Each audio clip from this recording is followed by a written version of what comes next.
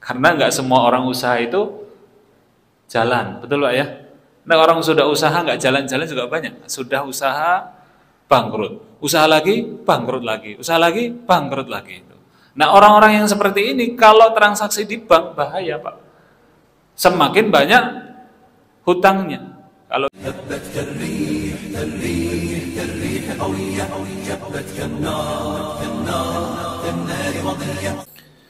Bismillahirrahmanirrahim. Assalamualaikum warahmatullahi wabarakatuh. Alhamdulillahi rabbil alamin. Nahmaduhu wa nasta'inuhu wa nastaghfiruhu wa na'udzu billahi min sururi anfusina. May yahdihillahu fahuwal muhtadi wa may yudlil falan tajida lahu waliyyan mursyida. Asyhadu an la ilaha illallah wahdahu la syarikalah wa asyhadu anna Muhammadan abduhu wa rasuluhu la nabiyya wa la rasulahu ba'dah. Allahumma salli ala Muhammad wa ala ali Muhammad kama sallaita ala Ibrahim wa ala ali Ibrahim wa barik ala Muhammad wa ala ali Muhammad kama barakta ala Ibrahim wa ala ali Ibrahim fil alamin innaka Hamidum Majid. Qala Allah Ta'ala fi kitabihil karim, a'udzu billahi minasyaitonir rajim, bismillahirrahmanirrahim. Ya ayyuhalladzina amanu taqullaha wa qulu qawlan sadida yuslih lakum a'malakum wa yaghfir lakum dunubakum wa may yuti'illaha wa rasulahu faqad faza fawzan 'azima. Wa qala Rasulullah sallallahu alaihi wasallam fi hadisi asy-syarif, istanibu sab'al mubiqat. Qalu ya Rasulullah wa ma hunna? Qala asyirku billahi was-sihru wa qatlun nafsi allati harramallahu illa bil haqq wa aklur riba wa aklu malal yatim wa tawalli yawmaz zahfi wa ghadful muhsanatil mu'minatil ghafilat. Amma ba'du. Jamaah salat maghrib yang dimuliakan Allah Subhanahu wa taala dan yang kami hormati, alhamdulillah, puja dan puji syukur kehadirat Allah Subhanahu wa taala. Pada kesempatan malam hari ini Allah masih memberikan kenikmatan kepada kita, nikmat salat maghrib berjamaah. Mudah-mudahan Allah Subhanahu wa taala menerima amal ibadah kita, amin ya rabbal alamin. Salawat dan salam tercurah kepada baginda Nabi besar Nabiullah Muhammad sallallahu alaihi wasallam, kepada keluarga, sahabat, tabi'in, tabi'ut tabi'in dan kaum muslimin yang istiqomah mengikuti petunjuk Rasulullah sallallahu alaihi wasallam hingga yaumil qiyamah kelak. Jamaah yang dimuliakan Allah Subhanahu wa taala, pada kesempatan malam hari ini kita akan mengkaji fikih muamalah. Sebagaimana biasa kita membahas salah satu transaksi yang dilarang oleh Allah Subhanahu wa taala, dan hal ini banyak menyebar di kalangan kita tanpa disadari, baik sadar atau tidak disadari. Transaksi ini banyak menyebar di kalangan kita. Kalau dalam pembahasan beberapa bulan yang lalu kita membahas praktek korupsi, kita akan membahas salah satu tema yaitu transaksi riba. Sejarahnya, kemudian mungkin nanti juga jika kita sempat kita akan bahas macam-macamnya, jenis-jenisnya dan solusinya di dalam Islam. Jamaah yang dimuliakan Allah Subhanahu wa taala, sebagaimana kita ketahui bahwa setiap kita pasti membutuhkan uang, membutuhkan harta. Maka jamaah yang dimuliakan Allah Subhanahu wa taala, ketika kita membutuhkan harta, tentunya kita juga harus berhati-hati. Apakah harta itu harta yang halal atau harta yang haram? Ini sesuatu yang penting. Karena jamaah yang dimuliakan Allah Subhanahu wa taala, banyak perkara yang Allah Subhanahu wa taala halalkan. Akan tetapi banyak di antara manusia malah justru memilih yang haram. Kalau ada pertanyaan mana yang lebih banyak antara transaksi yang dihalalkan dengan transaksi yang diharamkan? Jawabannya tentunya adalah lebih banyak yang dihalalkan. Sebagaimana kaidah para ulama, al-aslu fil muamalah al-ibahah. Hukum asal dari muamalah itu adalah boleh. Ini harus kita pegang bersama-sama. Kenapa? Karena ini adalah prinsip bahwa hukum asal muamalah itu adalah boleh. Artinya transaksi yang dihalalkan itu sebenarnya lebih banyak daripada yang diharamkan. Cuman kebanyakan di antara kita malah justru memilih jalan yang haram. Karena yang haram itu menggiurkan, ditambah dibisiki oleh setan. Sehingga kesannya itu sesuatu yang enak, sesuatu yang mudah. Karena setan itu menjerumuskan manusia. Maka jamaah yang dimuliakan Allah Subhanahu wa taala, sebagaimana juga makanan. Makanan itu hukum asalnya juga boleh. Al-aslu fil at'imati halal. Hukum asal dari makanan itu adalah boleh, kecuali apa yang diharamkan oleh Allah Subhanahu wa taala. Itu hukum asal makanan. Berbeda dengan hukum asal ibadah, yang hukum asal ibadah itu adalah haram kalau tidak ada contohnya. Al-aslu fil ibadah at-tahrim. Hukum asal dari ibadah adalah haram. Maka tidak boleh seseorang membentuk atau membuat ritual ibadah yang tidak ada dalilnya. Artinya tidak ada dalil itu bukan berarti tidak ada contoh dari Rasulullah. Karena terkadang ada bentuk ibadah yang mengerjakan adalah sahabat. Kalau yang mengerjakan sahabat dan Rasulullah mendiamkan, berarti boleh kita ikuti. Berarti kita mencontoh sahabat. Kenapa kita boleh mencontoh sahabat? Karena memang sahabat itu adalah orang-orang yang dipilih oleh Allah Subhanahu wa taala untuk menemani Rasulullah sallallahu alaihi wasallam. Jamaah yang dimuliakan Allah Subhanahu wa taala, kita masuk pembahasan tentang riba. Kalau kita lihat sejarah, maka riba itu asalnya adalah dari ajaran orang-orang Yahudi. Orang-orang Yahudi yang mereka mempraktekkan riba sejak dahulu kala.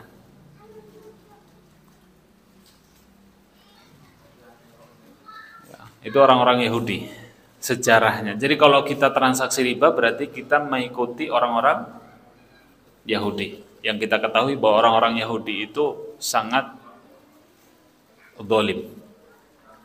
Dan hari ini kita melihat berita Pak ya, Palestina dengan Israel. Kita doakan mudah-mudahan saudara kita di Palestina mendapatkan kemenangan dan muncul Salahuddin generasi terbaru.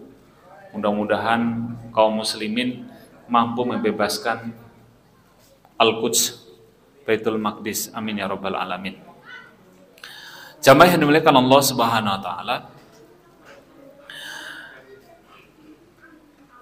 padahal Allah Subhanahu wa taala melarang orang-orang Yahudi melakukan transaksi riba. Kita lihat di dalam Quran surat An-Nisa 160 dan 161. Fabidulmim minalladzina hadu harramna alaihim thayyibat. Maka disebabkan kezaliman orang-orang Yahudi, harramna alaihim thayyibat, maka kami haramkan atas mereka makanan yang baik. Jadi orang-orang Yahudi itu dulu diharamkan makanan-makanan yang baik. Kenapa? Karena perbuatan dolim mereka. Perbuatan dolim mereka itu adalah menentang Allah Subhanahu wa taala. Dan memang sukanya mereka menentang. Termasuk kebiasaan mereka membunuh para nabi. Yaqtulunal anbiya bighairi haqqin. Uhilal lahum wa bisaddihim Dan karena mereka banyak menghalangi manusia dari jalan Allah Subhanahu wa taala. Dan karena wa'ahdihimur riba, dan karena dulu mereka suka transaksi riba. Jadi orang-orang Yahudi dulu, bentuk kedzaliman mereka menghalangi manusia untuk beribadah kepada Allah. Mereka juga hobi memakan harta riba. Waqad nuhu anhu, padahal Allah Subhanahu wa taala telah melarang mereka. Wa aklihim amwalan nasi bil batil, dan mereka adalah orang-orang yang suka memakan harta manusia dengan cara yang batil. Ini kebiasaan orang-orang Yahudi. Jadi orang Yahudi itu sebetulnya adalah umat yang Allah berikan keutamaan, Pak. Mereka itu lebih daripada umat yang lain. Di dalam Al-Quran disebutkan wa anni faddaltukum alal alamin, dan kami lebihkan kalian daripada umat yang lainnya. Alal alamin, dari seluruh alam. Jadi orang Yahudi itu punya keistimewaan, punya kecerdasan. Mereka suka mengumpulkan harta, tapi kecerdasan mereka itu adalah licik. Termasuk orang-orang Yahudi itu dulu pernah diajak oleh Nabi Musa. Dulu ketika Nabi Musa hijrah ingin ke Palestina, kemudian mengajak orang-orang Yahudi. Orang-orang Yahudi Bani Israel itu mereka malah menyuruh Musa untuk pergi duluan ke Palestina dan mengatakan kepada Nabi Musa, inna fiha qauman jabbarin. Wahai Musa, sesungguhnya di Palestina itu adalah ada kaum yang perkasa. Ada kaum yang perkasa. Wa inna lanadhulaha hatta yakhruju minha. Dan kami enggak akan mau masuk ke Palestina sampai mereka keluar. Fa iyakhruju minha fa inna dahilun. Kalau mereka sudah keluar baru kita mau masuk. Maka mereka itu sebetulnya keturunan orang-orang pengecut, Pak. Takut. Lihat video ketika ada serangan dari Hamas. Lihat tak ya, apa yang mereka lakukan tuh. Lari. Mereka takut, kocar kacir, pergi kemana-mana. Perdana Menterinya nyuruh yang di luar Israel suruh datang, tapi justru orang-orang yang ada di Israel memenuhi bandara ingin pergi dari situ karena ketakutan. Jadi mereka itu modal kecerdasan. Jadi memang dari dulu mereka punya kecerdasan yang lebih. Sehingga orang-orang Yahudi itu mereka pandai mengumpulkan harta, tapi mengumpulkan hartanya karena licik. Karena kelicikan mereka. Kemudian jamaah yang dimuliakan Allah Subhanahu wa taala. Orang-orang Yahudi ini memperkenalkan riba kepada bangsa Arab. Datang ke Arab diperkenalkan tentang riba, pinjaman ke penduduk Taif, karena Taif itu daerah yang paling subur untuk pertaniannya. Jadi Taif itu kan termasuk dataran tinggi, Pak. Jadi sampai hari ini pun Taif jadi tempat untuk berkunjung karena memang di situ tumbuh-tumbuhan itu hasilnya bagus, pertaniannya bagus, buah-buahannya juga segar-segar di Taif. Sampai sekarang masih. Dan orang Yahudi datang ke Yasrib. Yasrib itu yang sekarang disebut dengan Madinah. Yasrib itu artinya sebetulnya kotor, tapi diganti dengan Madinah oleh Rasulullah SAW. Kemudian jamaah dimuliakan Allah Subhanahu wa taala, mereka mendapatkan keuntungan yang banyak sekali di Arab, di Taif dan di Yasrib atau di Madinah. Bahkan orang-orang Yahudi itu mereka kalau ada orang yang meminjam uang kepada Yahudi dan tidak bisa mengembalikan, maka yang dijadikan jaminannya atau yang dijadikan gadainya itu adalah anak perempuan mereka, bahkan istri mereka. Itu digadaikan kepada orang-orang Yahudi sebagai apa? Sebagai jaminan. Jadi orang Arab itu dulu dikuasai oleh orang-orang Yahudi. Kalau ada orang Arab hutang kepada orang Yahudi dan tidak mampu membayar, maka orang Yahudi itu memaksa orang tersebut untuk menyerahkan anak perempuannya atau istri dan dijadikan budak. Dan hal ini juga menjalar ke Mekah, dipraktekkan di Mekah.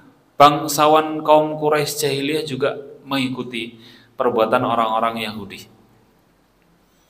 Maka ketika Rasulullah SAW ketika haji Arafah, Rasulullah SAW menyampaikan waribal jahiliyah maudhu'un, riba jahiliyah telah dihapuskan.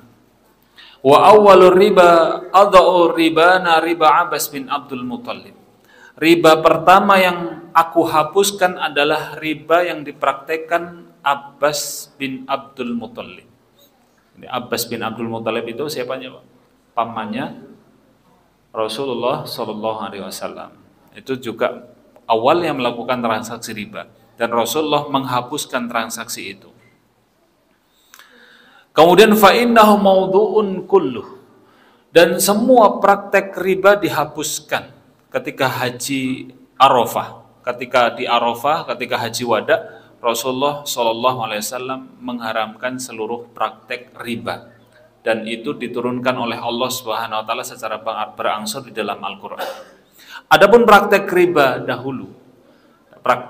dahulu di masa jahiliyah, dan itu sampai sekarang masih terjadi, Pak, ya.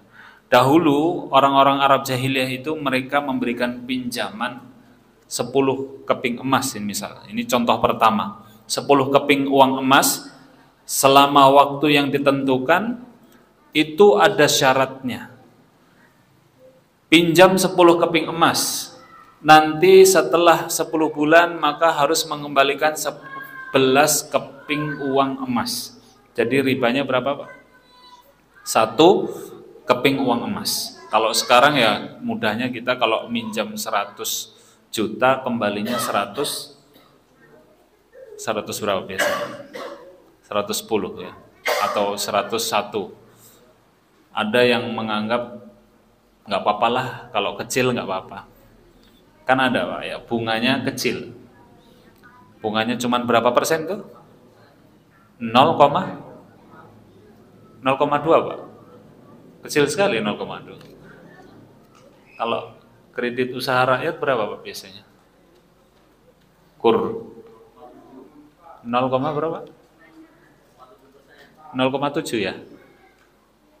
Apa 0,6? Itu kecil sekali itu, Pak. Jadi mengembalikannya kecil, lebih. Tapi apakah itu boleh? Kalau kecil boleh, kalau besar nggak boleh? Sama saja, mau besar atau kecil, kalau ada syarat di awal, pinjam kemudian dilebihkan, ini jelas-jelas adalah transaksi riba jahiliyah yang dari dahulu Rasulullah SAW melarang. Kemudian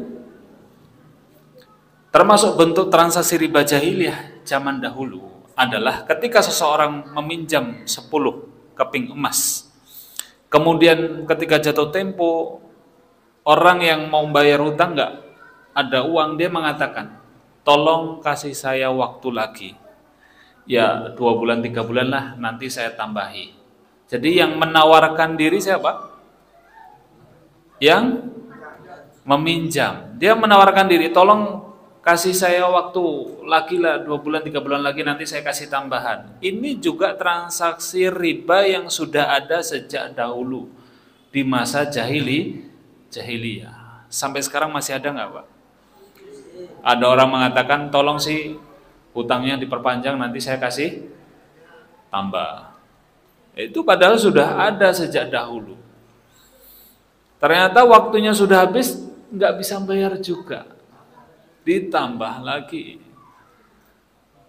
2 bulan lagi, ternyata nggak bisa bayar. Sudahlah, saya minta waktu lagi lah 2 bulan lagi, sampai mundur bertambah-tambah, yang hutangnya awalnya 10 juta menjadi 15 juta.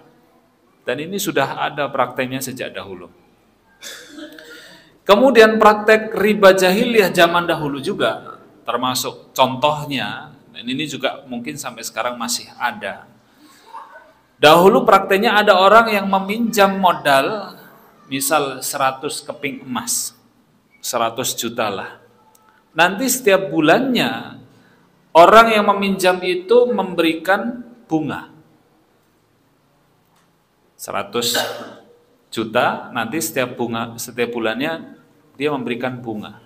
Misal bunganya 200.000 lah, 200.000 setiap bulan. Sampai habis jangka waktunya, dia mengembalikan uang yang sama, tetap nilainya tidak berubah, 100 keping emas atau 100 juta. Jadi tidak berkurang. Uang pokoknya tetap dibayarkan di akhir, tapi setiap bulan ada bunganya. Setiap bulan membayar bunga, di akhir tetap mengembalikan uang pokok. Itu ribanya banyak juga itu, karena setiap bulan ada bunganya. Kemudian jamaah yang dimuliakan Allah Subhanahu wa taala, termasuk praktek riba jahiliyah dahulu. Ini terjadi di masa jahiliyah juga, adalah ketika seseorang membeli barang dengan cara tidak tunai, bila dia belum melunasi hutang pada saat jatuh tempo, maka ia harus membayar denda keterlambatan selain melunasi hutang. Beli barang, jatuh tempo, dan tidak bisa melunasinya, kemudian dikenai denda, penalti. Ini juga sudah ada sejak dahulu di masa jahiliyah. Sampai sekarang masih ada nggak, Pak? Masih nggak? Masih. Nah, mungkin nanti ada pertanyaan bagaimana kalau transaksi riba di Baitul Mal, ada BMT, ada bank syariah. Apakah Islam itu mengharamkan bank? Apakah mengharamkan Baitul Mal wa Tamwil? Apakah dulu tidak ada Baitul Tamwil? Nah, itu pertanyaan mendasar, Pak. Ada apa tidak? Atau mungkin ada pertanyaan, boleh nggak sih mendirikan bank? Yang rata-rata transaksi di bank itu ya seperti itu tadi. Ada banyak transaksi riba. Maka jamaah yang dimuliakan Allah Subhanahu wa taala, kita yakin betul bahwa riba itu hukumnya adalah haram. Kita sepakati terlebih dahulu. Apakah riba itu halal atau haram? Haram atau halal, Pak? Haram ya. Ada yang mengatakan halam. Antara halal dan haram. Halam. Haram. Kita yakin bahwa riba itu adalah haram. Dan itu sudah jelas sekali dan tidak perlu kita perselisihkan hukumnya. Sebagaimana Allah Subhanahu wa taala menegaskan dalam surat Al-Baqarah 275, wa ahallallahu al-bai'a wa harramar riba. Dan Allah menghalalkan jual beli dan mengharamkan riba. Artinya riba itu adalah lawan dari jual beli. Jadi untuk menyelesaikan permasalahan riba itu adalah memperkuat transaksi jual beli yang halal. Maka ketika transaksi jual beli yang halal itu kuat, maka riba itu akan hilang dengan sendirinya. Dan yang kedua, ini langsung ke solusi sebenarnya. Solusi riba dalam Al-Quran ada dua tadi. Lawannya riba itu adalah jual beli, dan yang kedua adalah banyaknya sedekah. Karena dalam Al-Quran disebutkan wa yamhaqullahu riba wa yurbis shadaqat. Allah menghancurkan riba dan menyuburkan sedekah. Artinya lawan dari riba itu adalah apa? Sedekah. Semakin banyak sedekah digalakkan, kemudian muncul Baitul Mal yang mengumpulkan dana dari sedekah, dari zakat, dari infak dikumpulkan, kemudian Baitul Mal itu penuh dengan harta zakat, sedekah dan infak, maka harta itu bisa dialokasikan untuk peminjaman. Diberikan kepada orang-orang yang membutuhkan modal, diberikan pinjaman modal, misal kalau memang butuh usaha gerobak harganya berapa? Ada 2 jutaan ya, 3 juta. Beli gerobak berapa, berikan kepada orang yang mau usaha. Pinjaman saja, Pak, pinjaman murni. Nanti kalau bisa mengembalikan, kembalikan. Kalau nggak bisa ya dianggap hibah. Karena nggak semua orang usaha itu jalan, betul Pak ya? Nah, orang sudah usaha nggak jalan-jalan juga banyak. Sudah usaha bangkrut, usaha lagi bangkrut lagi, usaha lagi bangkrut lagi. Nah, orang-orang yang seperti ini kalau transaksi di bank bahaya Pak. Semakin banyak hutangnya. Kalau di Solo itu ada BMT namanya BMT Arafah. Sudah sampai pada praktek seperti ini. Mereka sudah sampai pada taraf solusi dari riba. Jadi Baitul Mal wa Tamwil BMT Arafah di Solo itu mereka juga mengumpulkan dana berupa infak, sedekah, wakaf. Jadi dana itu dikumpulkan dan bagi orang-orang yang mau membuka usaha menggunakan dana itu. Dana itu dipinjamkan dulu, dipinjamkan untuk usaha. Tapi dikawal oleh Baitul Mal itu dikawal sampai usaha itu berjalan. Karena ada juga yang minjam di BMT uang, itu Pak ya, katanya minjem, ternyata sampai di rumah gerobaknya nggak ada, adanya sofa yang baru. Terus ditanya, loh Pak mana ininya, gerobaknya, katanya mau usaha apa es atau apa gitu. Gini Pak, rumah saya belum ada sofanya, saya nggak enak kalau ada tamu nggak ada sofanya. Akhirnya uang yang untuk usaha itu digunakan untuk beli sofa. Nah, jamaah yang dimuliakan Allah Subhanahu wa taala. Yang seharusnya solusi tadi sebetulnya di akhir, tapi ini sebetulnya bagian dari solusi. Jadi pinjam ke BMT itu bukan uang tabungan. Jadi kalau yang dipinjam uang tabungan bisa nggak balik itu Pak. Kan banyak BMT itu kolaps. Betul Pak ya? Hancur, bubar gara-gara apa? Gara-gara uang yang tabungan dari orang-orang yang dikumpulkan itu untuk diberikan kepada orang-orang yang usaha dan ternyata usaha-usahanya itu bukan mati suri lagi Pak, mati sak, gagal, hilang akhirnya, lenyap, ditagih uangnya nggak ada, sampai sekarang pun masih mungkin Pak. Maka jamaah yang dimuliakan Allah Subhanahu wa taala, lawan dari riba itu adalah Allah sebutkan dengan sedekah. Yamhaqullahu riba wa yurbis shadaqat. Allah menghancurkan riba dan Allah suburkan harta sedekah. Jadi yang dipinjamkan itu sebetulnya harta sedekah. Loh kok nggak diberikan saja? Ya bisa juga harta sedekah yang dikumpulkan Baitul Mal itu diberikan secara cuma-cuma, bisa juga. Bisa nggak Pak? Bisa, tapi nanti manfaatnya tidak melebar kemana-mana. Kalau diberikan pinjaman, dikawal sampai usahanya jalan, nanti bisa dikembalikan uang itu dan bisa diberikan kepada yang lain. Karena banyak nggak Pak orang membutuhkan modal itu? Banyak sekali. Subsidi silang. Ya. Itu bagian dari solusi dalam Al-Quran itu. Maka jamaah yang dimuliakan Allah Subhanahu wa taala, fa'illam taf'alu, kita kembali ke riba tadi. Fa'illam taf'alu, jika kalian tidak berhenti melakukan riba, fa'danu biharbin minallahi wa rasuli, maka tunggulah perang Allah, peperangan Allah dan Rasulnya. Jadi yang memerangi adalah Allah dan Rasulnya. Kalau yang memerangi Allah dan Rasulnya, kita tidak akan mampu menggunakan senjata apa kita mau melawan, nggak akan bisa. Sehingga orang-orang yang bertransaksi riba itu mereka menantang perang Allah dan Rasulnya. Sehingga banyak orang yang kalau sudah terjerumus pada transaksi riba, maka dia habis hartanya. Banyak kasusnya, orang kalau sudah transaksi riba, di awal mungkin dia berhasil, sekali, dua kali berhasil, tiga kalinya bangkrut, hartanya habis, uangnya habis, rumahnya pun dijual untuk menutupi hutang. Itu Allah Subhanahu wa taala perang.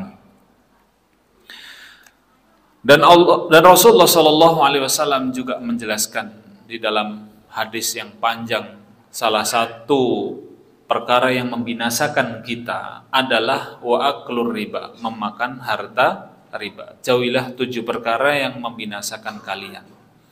Salah satunya adalah memakan harta riba. Maka jamaah yang dimuliakan Allah Subhanahu wa taala, ada 2 jenis riba yang perlu kita ketahui, 2 jenis riba yang mendasar, yang paling pokok, dan ini dari 2 jenis riba ini berkembang menjadi sekitar 72 pintu. Karena dalam hadis disebutkan riba itu ada 70-an pintu. Ar-riba bid'u wa sab'una baban. Riba itu ada sekitar 70-an pintu. Transaksi itu mengandung riba. Wa adnaha, dan dosa riba yang paling ringan itu, dosa riba paling ringan itu sama seperti dosa seorang laki-laki mendatangi ibunya. 70-an pintu, Pak. Transaksi riba itu banyak prakteknya. Tapi praktek riba itu ada 2 yang paling pokok. Pertama adalah riba dalam hutang piutang, dan yang kedua riba dalam jual beli. Ini yang paling penting dulu. Yang pertama adalah riba yang terjadi pada hutang piutang. Hutang piutang tadi yang terjadi di masa jahiliyah, kalau engkau pinjam uang 10 juta kembalinya 11 juta. Atau dengan mengatakan nanti saya kasih tambahan. Itu termasuk riba dain, riba yang terjadi pada hutang piutang. Kemudian riba yang disebut dengan riba baik, riba baik itu adalah riba yang terjadi ketika tukar menukar. Ya, tukar menukar barang riba. Barang riba itu ada 6. Apa saja itu? Emas, perak, gandum, kurma, garam, dan satu lagi apa? Ad-dhahab bid-dhahab wal fiddah fil fiddah wa tamru bit tamri was sa'iru bis sa'iri wal qamhu bil qamhi wal milhu bil milhi. Gandum atau biji gandum. Jadi ada 2 jenis sebetulnya. Seperti mungkin beras itu ada beberapa jenis, Pak. Gandum di situ disebutkan 2 kali. Ada yang mengartikan jejawud. Jejawud atau jejawud? Semacam talbinah ya, semacam talbinah. Jadi 6 komoditi riba ini adalah barang yang kalau ditukarkan tidak boleh dilebihkan. Contoh, uang 100.000 ditukar menjadi 90.000 atau 110.000. Pas lebaran, Pak ya. Itu riba, disebut dengan riba baik. Riba jual beli, atau riba tukar menukar barang yang tidak boleh dilebihkan. Beras dengan beras yang bagus ditukar dengan beras yang jelek. 1 kilo ditukar 2 kilo, itu nggak boleh juga. Meskipun beras yang jelek itu harganya memang lebih murah, tapi tidak boleh. Kurma dengan kurma ditukar harus sama, 1 kilo dengan 1 kilo, tidak boleh dilebihkan. Ini riba juga. Pernah terjadi di masa Rasulullah SAW, Bilal bin Rabah. Bilal bin Rabah datang kepada Rasulullah membawa kurma yang bagus. Ja'a Bilal ila Rasulillah SAW bitamrin burniyin. Bilal datang menemui Rasulullah dengan membawa kurma yang bagus. Kemudian Rasulullah SAW bertanya kepada Bilal, min aina hadha ya Bilal? Ini kurma dari mana Bilal? Kok ente punya kurma yang bagus? Kan yang saya tahu kebunmu kurmanya kebun kurma yang biasa. Kemudian Bilal malah menyampaikan kepada Rasulullah SAW, ya Rasulullah, indana tamrun rodiun. Wahai Rasulullah, keluarga kami punya kebun kurma, tapi kebun kurma itu kurma yang jelek. Fabi'tu sa'aini bisa'in. Kemudian saya tukar 2 kurma yang jelek menjadi kurma yang bagus, 1 sok. 2 sok ditukar menjadi 1 sok. Liut aman Nabi, agar engkau memakan kurma yang bagus. Karena nggak enak mau ngasih kepada Nabi kurma yang jelek, kan nggak enak, Pak. Nggak apa-apalah 1 kilo, yang penting kurmanya bagus, daripada 2 kilo tapi kurmanya jelek, nggak kemakan. Bapak-bapak kalau dikasih kurma yang jelek 2 kilo dengan yang bagus 1 kilo, pilih yang mana, Pak? Yang yang bagus. Rasulullah diberi kurma yang bagus, ditanya kepada Bilal, karena Rasulullah tahunya Bilal memiliki kebun kurma yang biasa. Kemudian Rasulullah mendengar alasan Bilal itu, Rasulullah mengatakan, Allahu ya Bilal, Allahu ya Bilal, singkirkan Bilal, singkirkan Bilal. Ainur riba, ini adalah bentuk riba. Idza aranta antastari tamron, kalau engkau mau membeli kurma yang bagus, bi'at tamr, jual kurmamu itu dulu, bibai'in akhar, dengan penjualan yang lain, summastari minhu, setelah itu engkau beli kurma yang bagus. Jadi 2 kilo kurma itu harusnya dijual dulu, dapat berapa uangnya, kemudian beli kurma yang bagus. Itu solusi kalau mau menukar barang. Termasuk juga beras, Pak. Beras nggak boleh beras yang bagus ditukar dengan beras yang murah, dilebihkan. Yang beras yang murah 1 kilo 1,5 kilo, yang bagus 1 kilo. Ini tidak diperbolehkan. Ini disebut dengan riba baik atau riba yang terjadi pada tukar menukar. Jadi ada 2 riba, dasarnya ada 2, tapi cabangnya banyak, Pak. Dan itu nggak mungkin kita jelaskan di majelis, karena banyak sekali praktek-praktek riba itu sebenarnya. Ini kalau dijelaskan banyak sekali. Di sini tidak memungkinkan. Tapi ada 2 itu, riba dalam pinjam meminjam dan riba terjadi pada tukar menukar atau jual beli. Kalau pinjam meminjam insya Allah sudah jelas, Pak, ya. Kemudian ada pertanyaan, bagaimana kalau meminjam uang? Setelah kita mengembalikan uang itu, serasa terima kasih, kan biasanya orang itu kalau diberikan pinjaman itu ucapan terima kasih. Ada bentuk ucapan terima kasih. Nggak enak, Pak. Kan biasanya, aduh, saya minjem masa saya nggak ngasih apa-apa. Kembalikan uang 10 juta misal, kemudian memberikan kelebihan. Boleh apa tidak seperti itu, Pak? Yang seperti ini diperselisihkan para ulama. Ada yang membolehkan. Kenapa boleh? Karena tidak disebutkan di awal. Karena di awal tidak diminta. Kalau nanti pinjam 10 juta, nanti kembaliinnya 10.500.000 ya. Nah, nggak ada. Itu nggak ada di awal. Tetap mengembalikan 10 juta. Tapi karena kita punya rasa terima kasih yang besar, orang-orang Indonesia itu terkenal dengan orang yang jiwanya kan sosialnya pekiwoh ya, tinggi, sehingga mengembalikan uang yang lebih. Nah, yang seperti ini diperselisihkan, ada yang membolehkan, ada yang tidak membolehkan. Yang membolehkan alasannya tadi karena tidak disebutkan di awal. Yang tidak membolehkan alasannya karena nanti menjadi suatu kebiasaan di masyarakat, yang kebiasaan itu akan menjadi syarat. Al-ma'rufu urfan kal masruti syarton. Dalam kaidah fikih, sesuatu yang menjadi uruf lama-lama akan menjadi syarat. Jadi kalau meminjam harus ada apa, Pak? Ada uang lebihnya, menjadi syarat. Tapi kalau di masyarakat itu tidak menjadi syarat, enggak masalah. Yang penting tidak menjadi sesuatu syarat. Karena lama-lama kalau sudah seperti itu akan menjadi syarat. Jamaah yang dimuliakan Allah Subhanahu wa taala, sudah masuk waktu sholat Isya ya. Ini pembahasan tentang riba. Kalau kita bahas riba panjang sekali pembahasannya. Mudah-mudahan di lain waktu kita bisa melanjutkan pembahasan tentang riba. Memang mudahnya riba itu dengan tanya jawab sih, Pak ya. Ini riba apa tidak, riba apa tidak. Kalau kita jelaskan semuanya bentuknya sangat banyak sekali. Jamaah yang dimuliakan Allah Subhanahu wa taala, demikian kajian kita pada malam hari ini. Jika ada, ya Pak.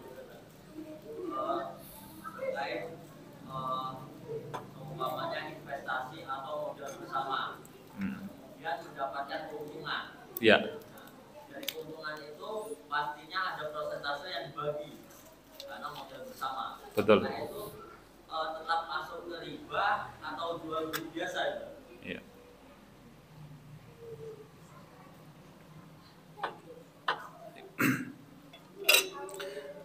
Modal bersama disebut dengan mudharabah, Pak ya. Mudharabah dikumpulkan menjadi satu modal itu, kemudian diolah, dikelola oleh orang yang punya keahlian, kemampuan, kemudian keuntungannya dibagi. Itu bukan riba. Boleh mendapatkan keuntungan. Karena transaksi mudharabah itu juga ada resikonya. Kalau usaha itu bangkrut, otomatis orang yang punya modal juga uangnya hilang. Kalau bangkrut usaha itu. Asalkan bangkrutnya itu bukan karena sengaja, bukan karena keteledoran. Tapi kalau usaha itu bangkrut karena alasan alam atau faktor yang tidak disengaja, maka orang yang memiliki modal di situ otomatis modalnya juga hilang. Sesuai dengan resiko, dia mendapatkan keuntungan, tapi kalau rugi ya rugi ditanggung bersama-sama. Disebut dengan mudharabah itu, Pak. Dan itu boleh, mudharabah hukumnya boleh. Iya, betul. Kalau tidak siap menanggung resikonya berarti riba. Karena kalau, wah bangkrut ini, tidak disengaja, kena bencana alam, hilang. Kemudian dia tetap minta keuntungan, padahal nggak ada keuntungannya. Ketika minta keuntungan, ya itu namanya riba. Atau malah pokoknya juga diminta. Itu kan saya punya uang di situ, saya punya modal di situ, saya minta dikembalikanlah modalnya. Padahal kesepakatan di awal adalah untung dibagi dan kerugian juga ditanggung bersama-sama. Wallahu a'lam bishawab. Saya kira cukup, Pak, ya. Kalau ada pertanyaan di lain waktu mungkin kita akan bahas terkait dengan riba, transaksi riba. Jika ada benarnya datangnya dari Allah Subhanahu wa taala, jika ada salahnya datangnya dari saya pribadi. Kepada Allah Subhanahu wa taala saya mohon ampun dan kepada jamaah saya mohon maaf. Assalamualaikum warahmatullahi wabarakatuh.